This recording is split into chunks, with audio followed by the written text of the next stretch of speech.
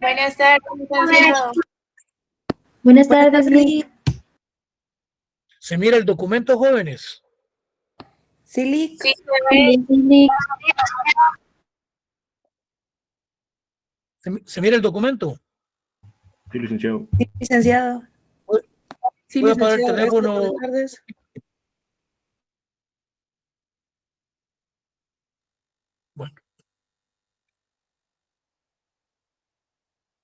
Bueno, buenas tardes, jóvenes.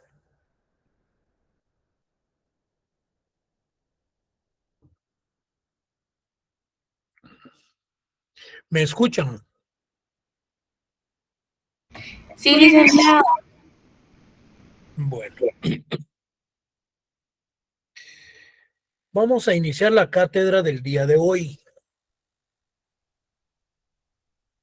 Vean.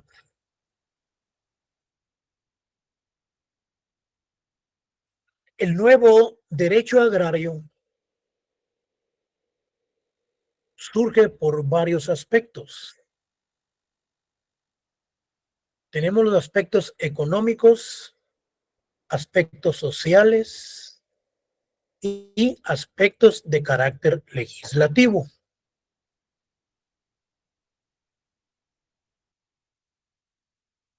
Cuando hablamos del aspecto económico, el nuevo derecho agrario surge por los problemas de carácter económico, social, político y legislativo. Bueno, el económico, estudio de los medios empleados por los hombres para estructurar los recursos de la naturaleza, los progresos culturales y su propio esfuerzo laboral para crear, sostener, proseguir fomentando su bienestar material. Significa esto que desde el punto de vista económico se debe de tratar de manejar lo que es un derecho sostenible. Cuando se habla de aspectos de progresos culturales y su propio esfuerzo laboral, crea para sostener, proseguir y fomentando su bienestar material. El Estado puede dotar a una comunidad y la comunidad posteriormente debe de mantenerse a través de un derecho de sostenibilidad, empleando ya con ellos sus propios recursos. El otro aspecto surge a la vida, el derecho agrario moderno, desde el punto de vista social, porque lo concerniente a la sociedad, en sus diversos significados, por ejemplo, los socios, relativo a una compañía mercantil, relación de trabajadores, herencias, patrimonio, sociedad, seguro, etcétera. Es decir, que desde el punto de vista social deben de haber consensos para la solución de la problemática agraria en una forma ecuánime. Luego, tenemos lo que es del punto de vista político. Cuando hablamos de lo político, ¿qué es? La política es una ciencia, es un arte de gobernar o bien al arte de hacerlo, dictando leyes, haciéndolas cumplir, promoviendo el bien público, remediando las necesidades de los ciudadanos y habitantes de un país. En pocas palabras, es sumamente indispensable la voluntad del Estado, la voluntad del gobierno para darle solución a las necesidades de los habitantes. Acá, promoviendo leyes, principalmente desde el punto de vista agrario. Y para ello entonces tenemos lo que es el legislativo. Aspecto social, económico, político y el legislativo. En el examen se les pregunta cuáles son los aspectos necesarios que exige el nuevo derecho agrario. para que pueda desarrollarse desde el punto de vista social, económico, político, legislativo. ¿Y el legislativo qué es? Es la ciencia de las leyes, conjunto o cuerpo de leyes que integran el derecho positivo vigente de un Estado. Cuando hablamos de ese derecho positivo, desde el punto de vista agrario, es el derecho escrito, que regularmente lo tienen los países que no han resuelto su problema de carácter agrario.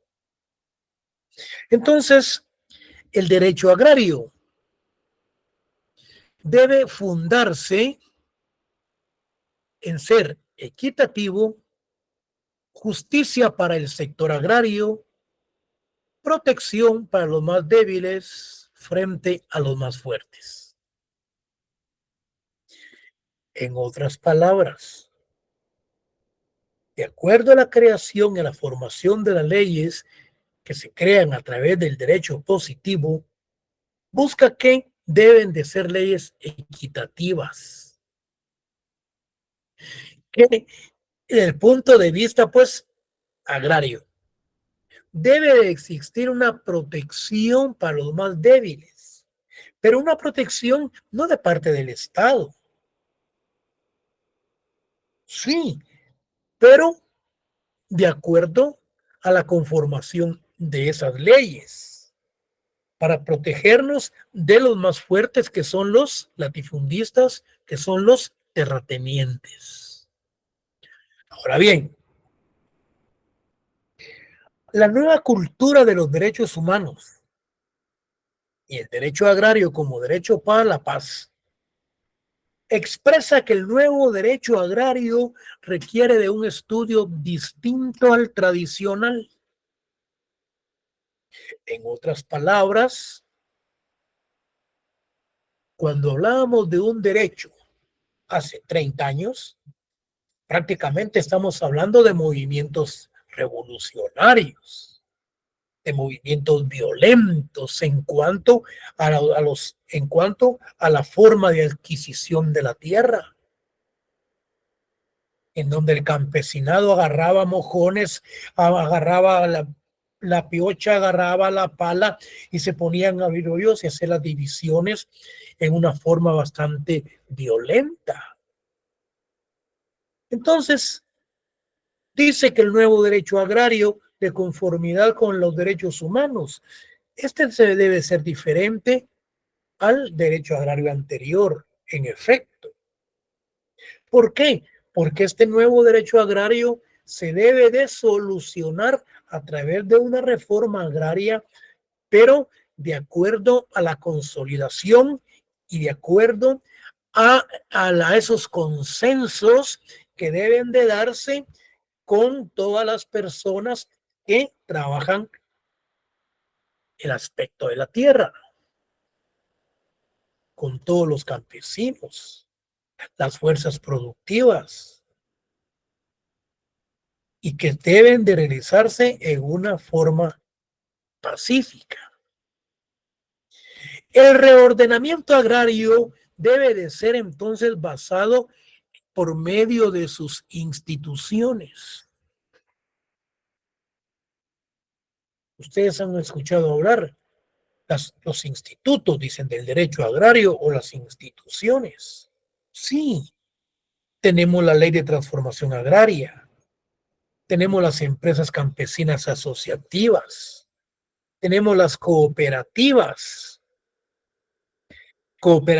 agrícolas, las sociedades agrarias, tenemos las zonas de desarrollo agrario, la propiedad, la posesión. Entonces, de acuerdo a un nuevo derecho agrario, debe estar orientado bajo los aspectos eminentemente axiológicos. Cuando hablamos de la axiología, cuando hablamos de los aspectos axiológicos, nos estamos refiriendo específicamente a los valores éticos, a los valores morales de las personas que lo conforman. y que está fundada en los derechos humanos económicos y sociales. ¿Cuál es el papel de las universidades? Uno, garantizar los derechos humanos. Dos, la construcción de una sociedad humanitaria y equitativa. Pero ¿cómo se va a lograr esto? Bueno, se logra con los estudiantes y con los futuros profesionales. ¿Cuál es el papel de las universidades? La enseñanza del derecho agrario, improvisación de los profesores, la simulación en la enseñanza, falta de actualización, problemas que se presentan en las universidades por la contratación de profesores en las áreas sociales, por la deficiencia de la contratación de profesores en el derecho agrario, derecho penal, en el derecho civil, el no preparar cátedras. Llega el catedrático y simula como que enseña y el estudiante hace como que aprende.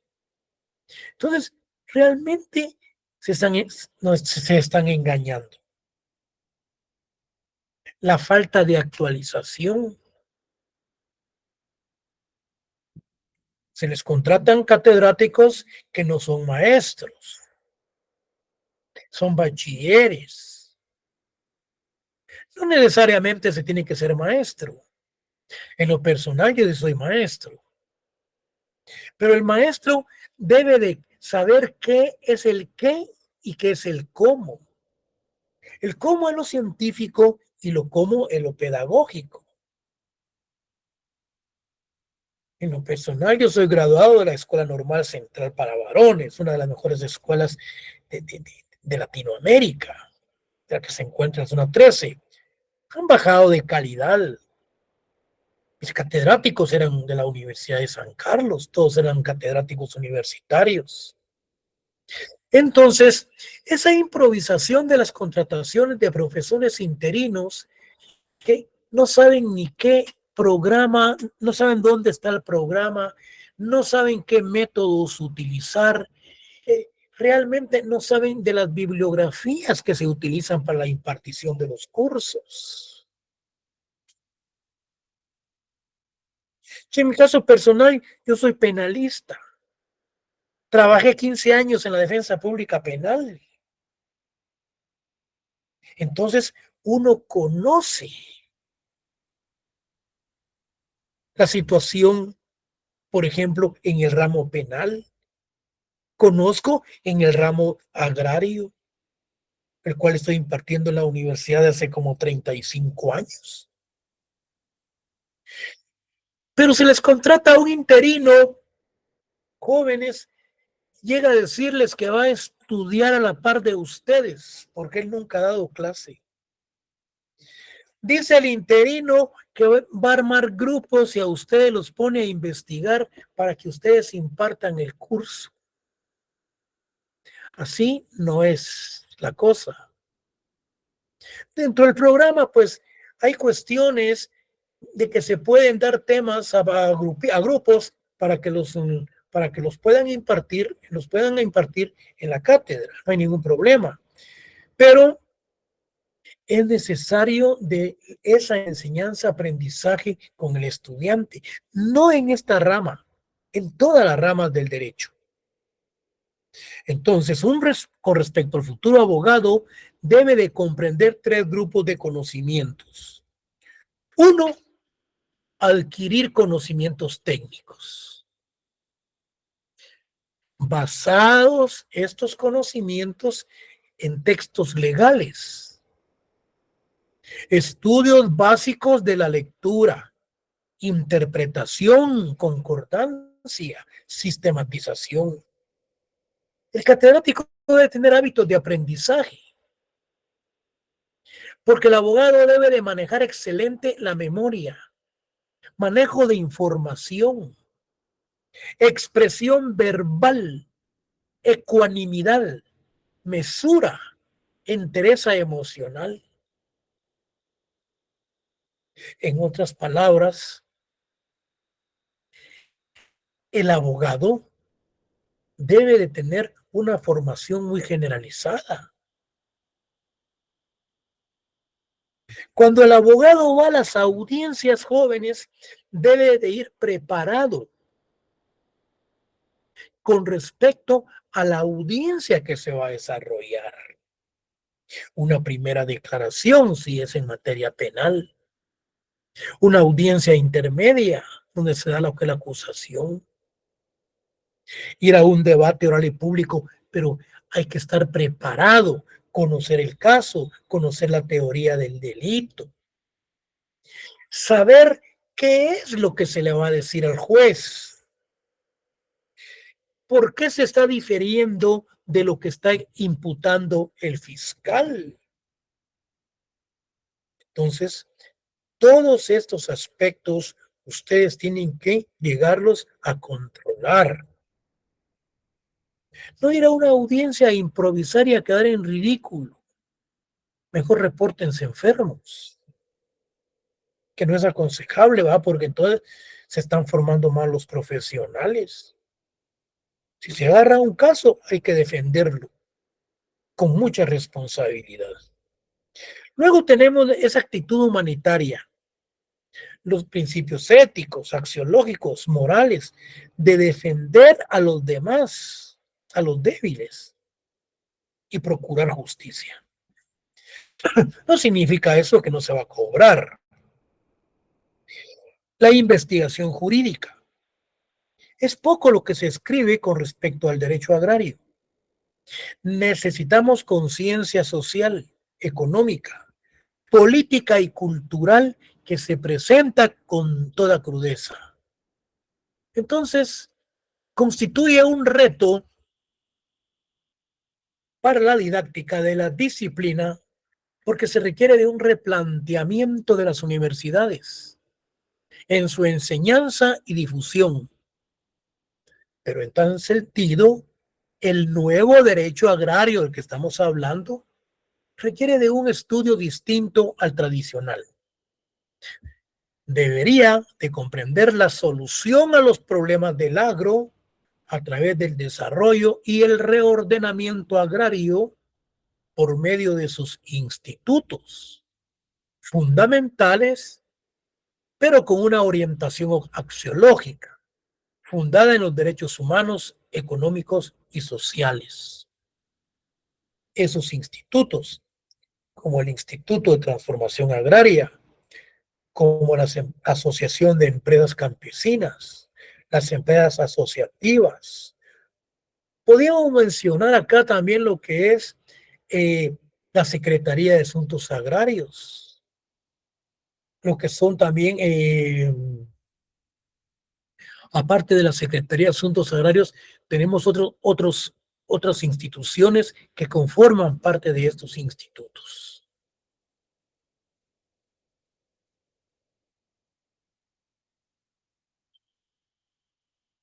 Luego, tenemos entonces lo que es el derecho agrario, cómo es que surge a la vida.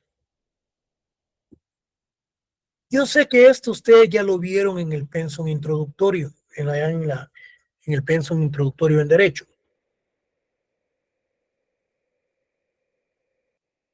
Por la cuestión de la pandemia, no sé si lo vieron. Miren pues, este desarrollo, esta evolución histórica que se inicia con la etapa primitiva y llegamos al socialismo, es algo que ustedes se van a dar cuenta que llegamos de la etapa primitiva y hablamos de un socialismo tecnificado. Estamos cayendo prácticamente a un comunismo no primitivo, sino que a un comunismo eminentemente actualizado con respecto a los medios de producción, quienes los tenían, cómo aceptó en la etapa primitiva. Tiene ciertos rasgos del sistema social. a esto de los sistemas primitivos, esclavista, feudal, capitalista, socialista, es a lo que Marta Harnecker y otros autores como Alexandrov mencionan como lo que es el materialismo histórico dialéctico. Vamos a principiar. Vamos a principiar con el modo de producción de la etapa primitiva. Miren, aquí nace la sociedad humana. Aquí nace la sociedad gentilicia. Aquí es donde se da la primera etapa del matriarcado. Cuando se dan los enfrentamientos en estos grupos, entonces ya realmente como la evolución social es dinámica, como dijo Heráclito, una persona dijo no se baña dos veces en el mismo río porque aguas vienen tras aguas, dijo. Entonces, las ciencias sociales son muy dinámicas. Como consecuencia, que no vaya a haber mala interpretación con respecto a lo que le vamos a dar lectura. Dice, en diversas regiones de Europa, Asia, África, habitaba una raza de monos antropoides, altamente desarrollada. De estos lejanos antepasados surge el hombre. Nosotros estamos impartiendo la cátedra desde un punto de vista de carácter eminentemente filosófico, no católico, no religioso. Porque cualquiera me puede decir, si nosotros somos creados a la imagen de Dios, nosotros tenemos que ser claros y muy prácticos de cómo es que hemos visto, cómo es que ha surgido el desarrollo y la evolución del ser humano. Y para ello, dice Fidel Castro, miren niños, pídanle pan a Dios, pídanle leche a Dios, y Dios no les da leche ni les da pan. Ahora pídanle a Fidel Castro leche y pan. Fidel Castro ahí va con el pan y ahí va con la leche para todos los niños. Entonces, les crean un tipo de mentalidad muy práctica, muy real a la situación de estar viviendo en fe. Yo creo en Dios, yo creo en una fuerza superior, definitivamente, porque es necesario. Pero nuestra ley se refiere a que nosotros tenemos un Estado eminentemente laico. ¿Y en qué consiste esto? Yo les pregunté en el examen que cuál era la religión oficial en Guatemala. El 90% me dijo que era la religión católica. Eso no es cierto. Ahí tengo la Constitución, creo que es el artículo 25, por ahí creo que es, que habla de que nosotros tenemos un sistema laico. Cuando hablamos del sistema laico es porque existe libre albedrío y determinación de la religión que nosotros podamos ejercer.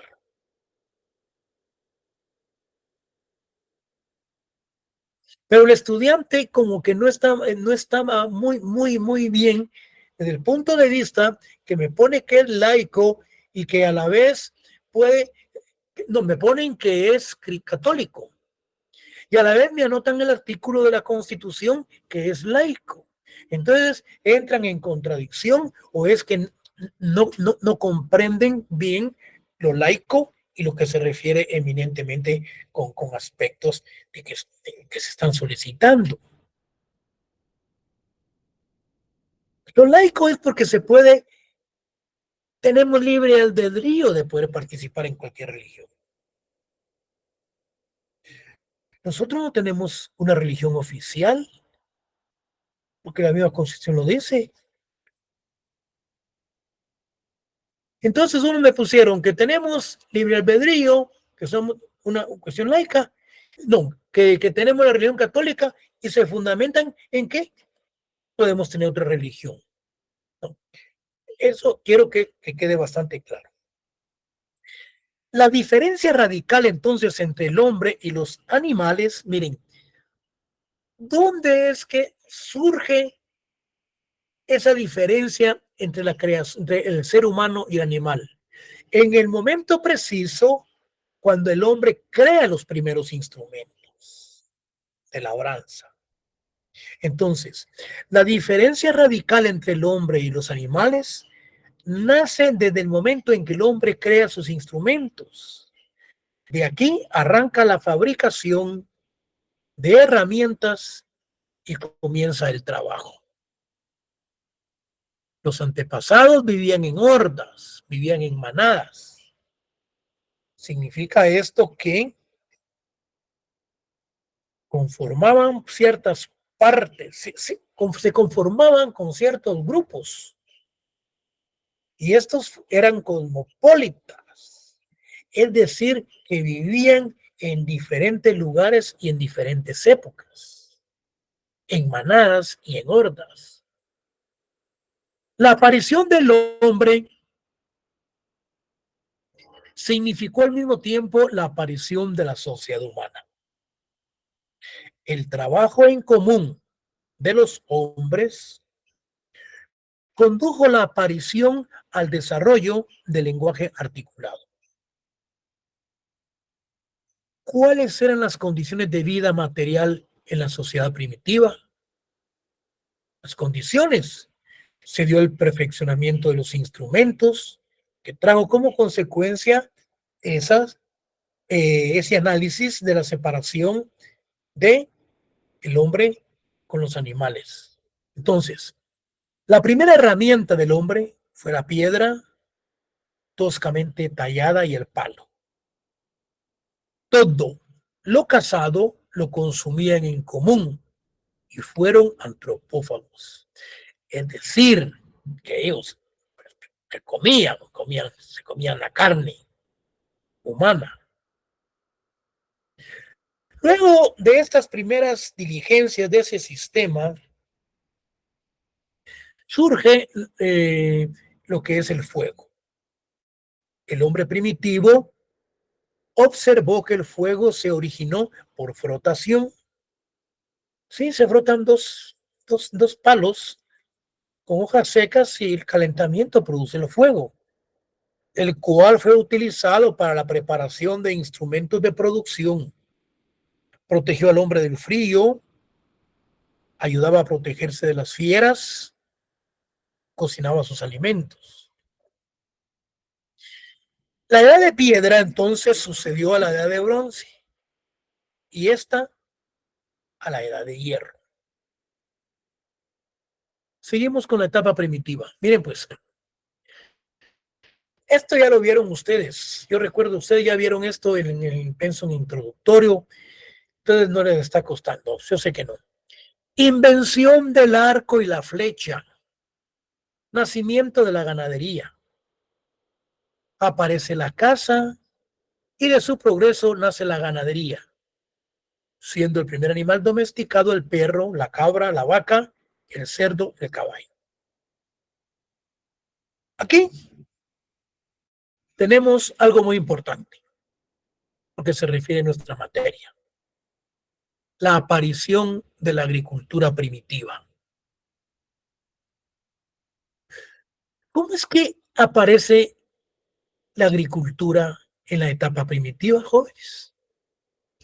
El hombre se da cuenta que de los frutos de los árboles, estos caían al suelo y germinaba. Entonces ellos obtuvieron la semilla y principiaron entonces a hacer sus siembras en esa época.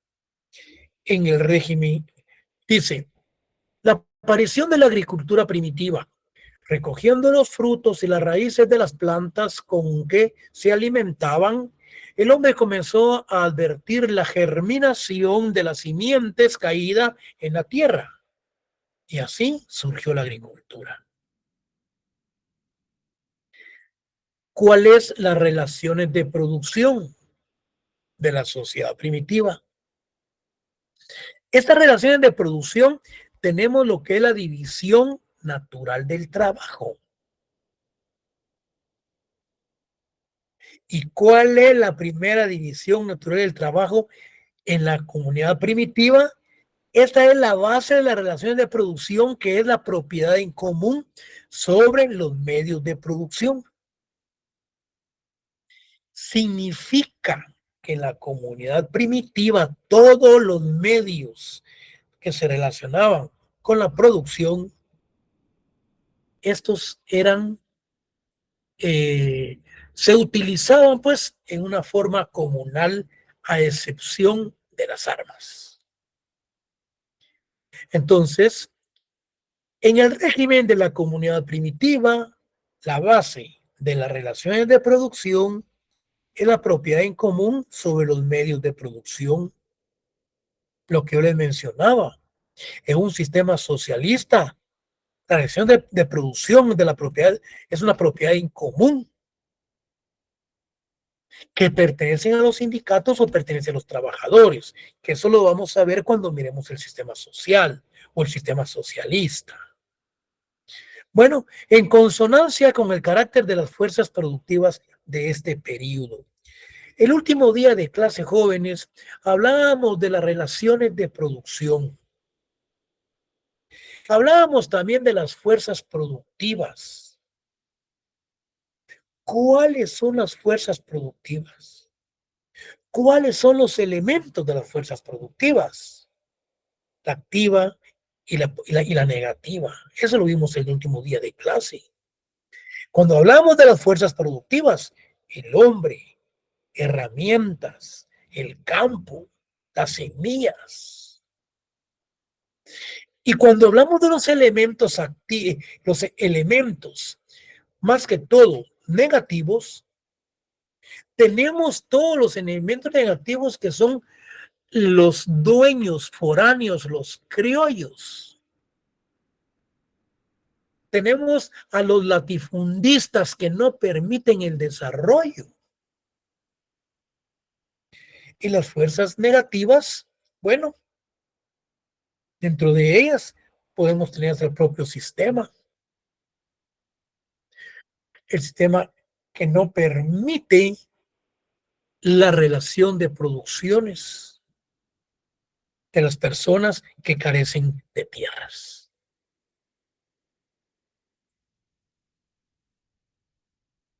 Tenemos la propiedad personal, solamente eran las armas, las cuales se les mencionaba anteriormente.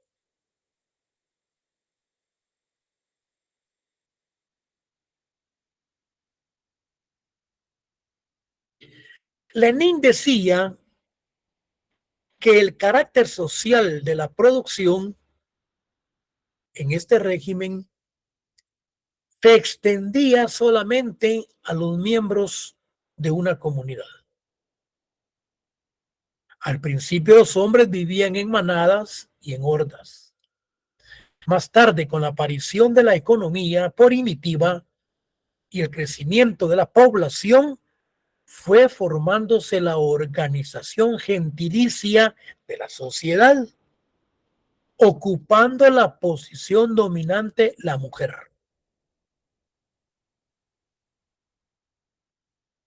Cuando ustedes escuchan en determinadas conferencias y hay determinadas personas, tal vez no han leído, no han investigado bien, arrancan con lo que es el patriarcado de la etapa primitiva, pero se les olvida de hablar del sistema eminentemente gentilicio, de esa organización en donde era la mujer la que dominaba en ese sistema y posteriormente se pasa a lo que es el sistema eminentemente patriarcal. En la organización gentilicia de la sociedad, ocupando la posición dominante la mujer, la casa corría a cargo de los hombres, teniendo más importancia la economía, la agricultura y la ganadería, que forma parte de la vida más segura que era la casa. Luego tenemos las fuerzas productivas, que entonces mencionamos anteriormente, fue la agricultura y la ganadería. Esta se desarrolló más. El matriarcado dejó el puesto al patriarcado, existiendo en el último periodo del régimen de la comunidad primitiva. Lo mencionábamos anteriormente, la primera división social del trabajo, la tribu de pastores, se formó el excedente de ganado, de ganaderos, agricultores, productos lácteos, carne, pieles, lana y los productos agrícolas. Entonces, en la etapa primitiva, la primera división del trabajo se da con los pastores y con los productos agrícolas. Luego tenemos lo que es el surgimiento de la propiedad privada.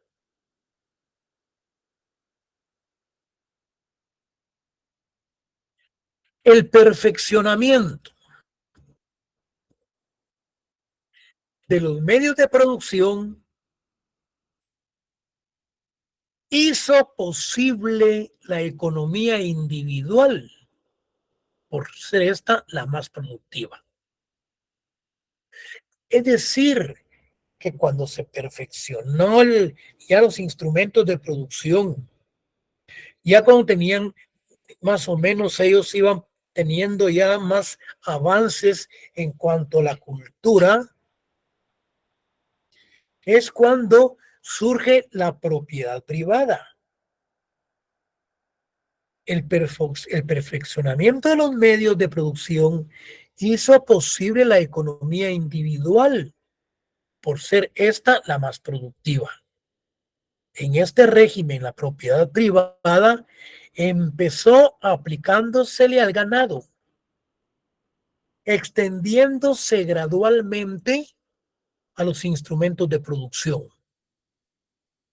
siendo la tierra la que más tiempo se mantuvo como propiedad en común.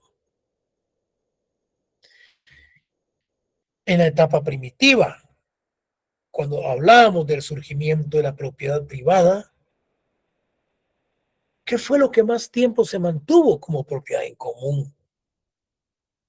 Bueno, podíamos mencionar los instrumentos de labranza.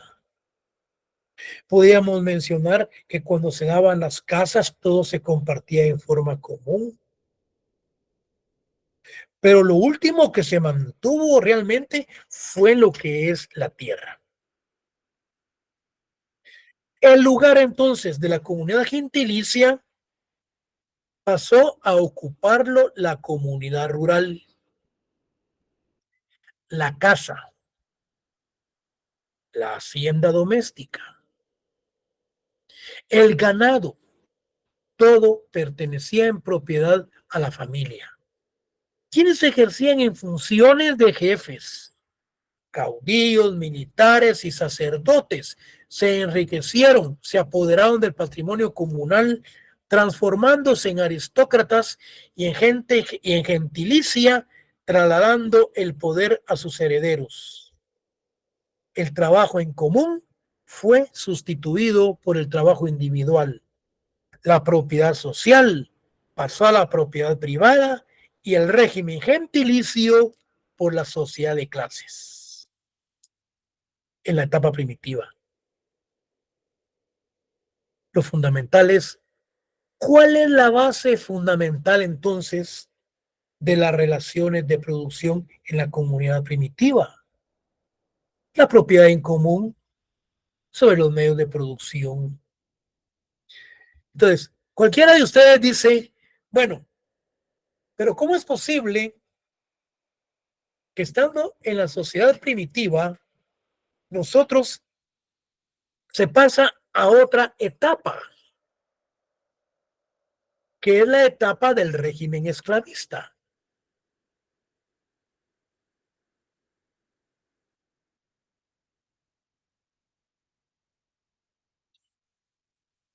Cuando tenemos la sociedad gentilicia, cuando se da esa división de quienes van conformando las autoridades, prácticamente se va despojando a cierto grupo social, que este grupo social va a formar parte de la clase esclavista. Pero dentro de otros autores como Alexandrov mencionan que en esta etapa primitiva se dan enfrentamientos entre ciertos grupos primitivos y los vencidos los convierten en esclavos.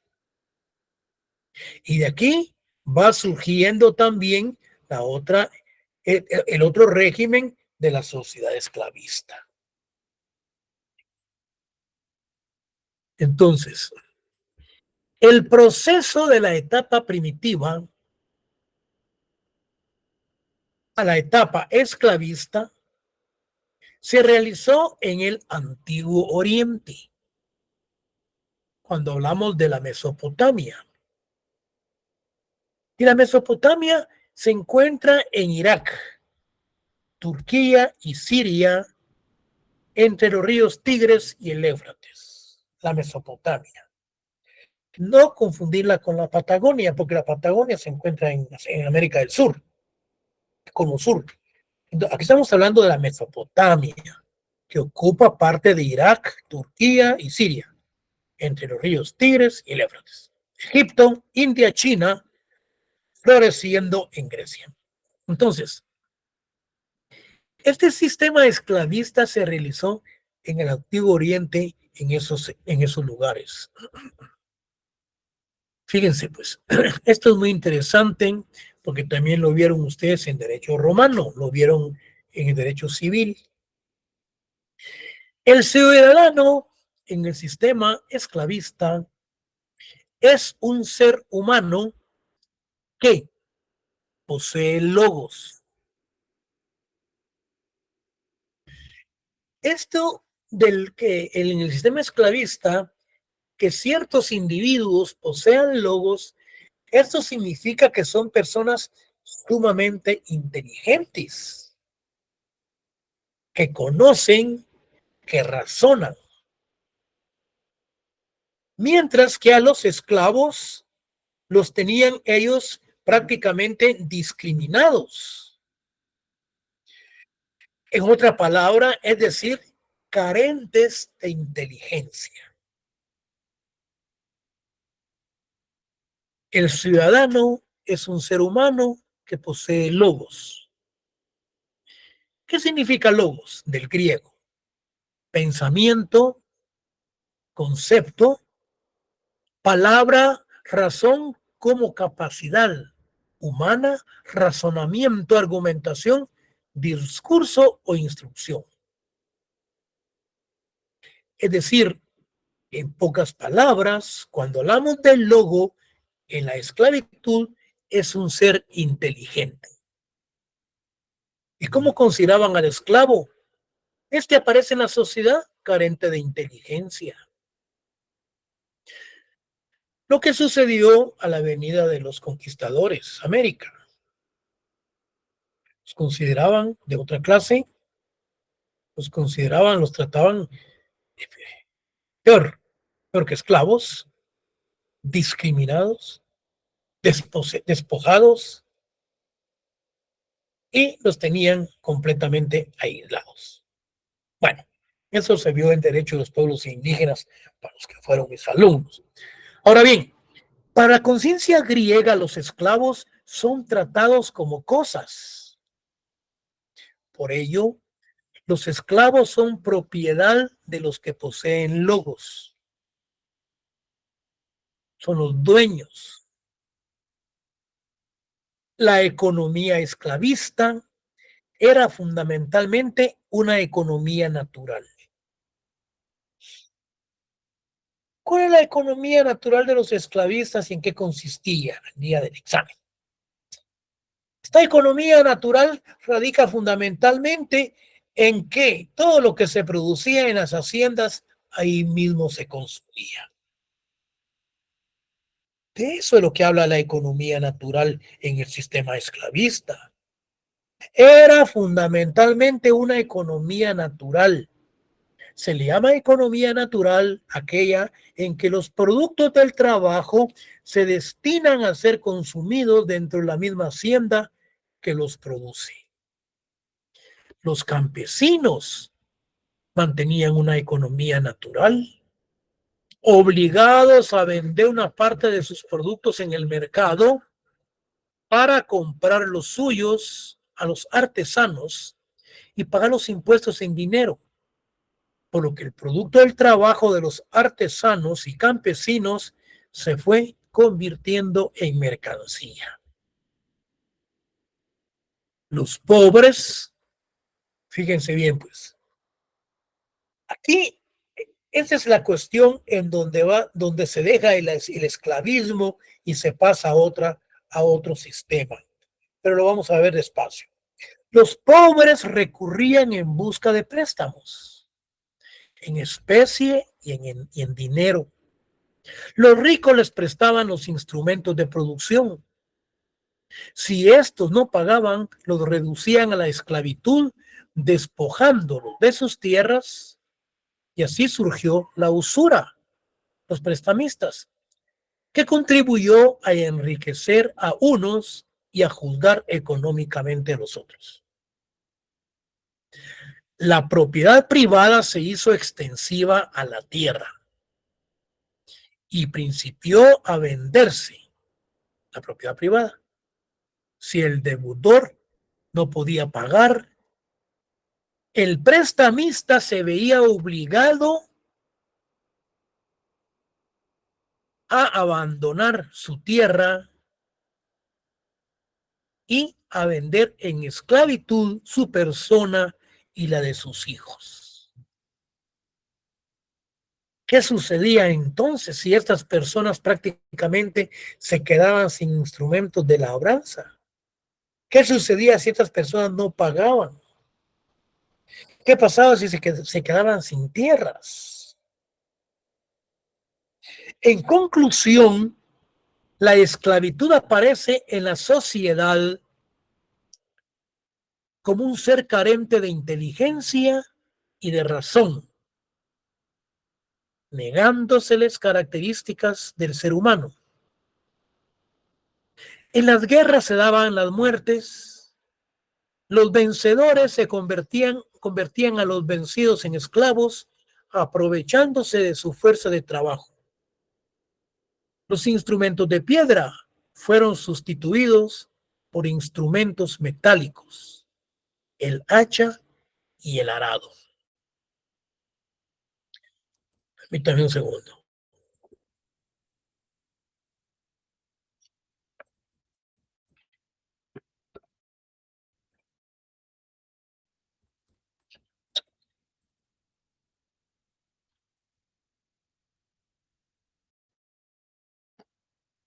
¿Qué pasó?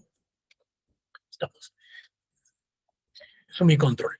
Entonces, decíamos en conclusión que las personas en el sistema esclavista teníamos a lo que eran los lobos y a los esclavos que se les consideraba como personas no intelectuales o personas pues que se les consideraba tontos, mientras que los lobos sí en efecto eran personas con conocimiento. Vamos a terminar esto. Miren pues, aquí en este sistema nace la figura del préstamo, el sistema esclavista. Lo que mencionábamos anteriormente, al deudor insolvente lo convertían en esclavo y se aprovechaban de sus parcelas. el trabajo de los esclavos era la base de la existencia de la sociedad. Aquí surgen los príncipes reyes, dándose el tráfico de esclavos. El intercambio, la compraventa y todas las situaciones que se dan con los esclavos. En este sistema se da la segunda división del trabajo. ¿Recuerdan ustedes cuál era la primera división del trabajo? Cuando surge la propiedad privada y los medios de los instrumentos de producción. Entonces, en este sistema esclavista se da la segunda división del trabajo. El oficio manual se separó de la agricultura.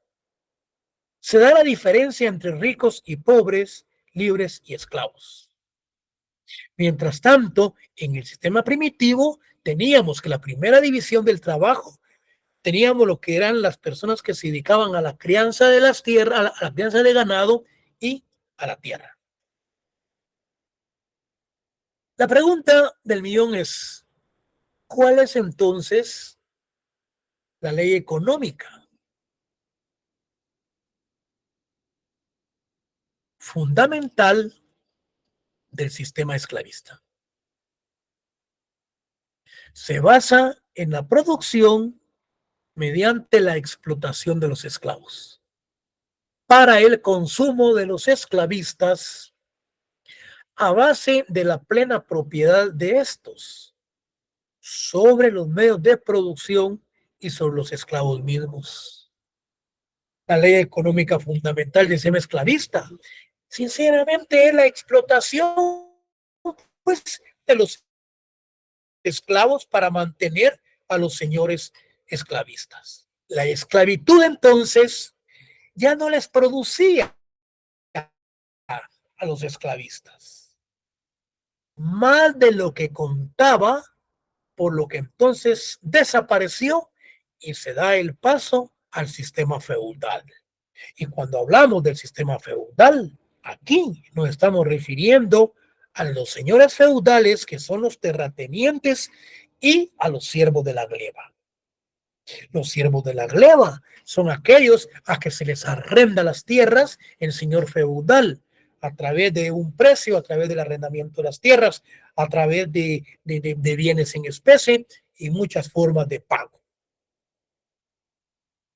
Jóvenes alumnos, aquí nos vamos a quedar y nos miramos el próximo día de clase, que es el día viernes. ¿Tienen alguna duda? Anótenla y en la próxima clase pues entramos ya a la discusión. Pasen ustedes feliz tarde. Feliz tarde, licenciado. Feliz tarde, licenciado. Feliz tarde. Uh-huh. Feliz tarde, licenciado.